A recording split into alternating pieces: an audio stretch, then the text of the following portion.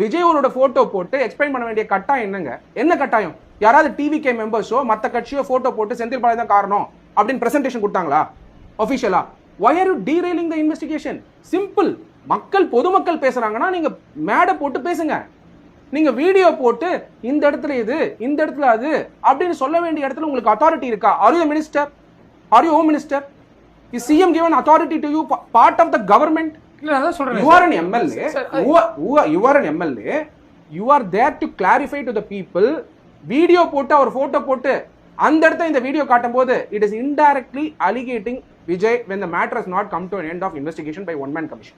Point number 2, independent probe வேணும்னு Madras ஹைகோர்ட்ல TVK petition போட்டிருக்காங்க. அதுவும் நிலுவையில் இருக்கு.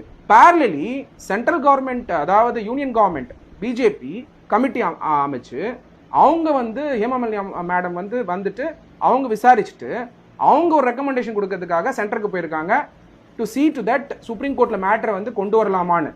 ஸோ அப்படி ப்ராசஸ் போகும்போது ஏன் பிஜேபி போட்டு வீடியோ போட்டு காமிச்சாங்களா?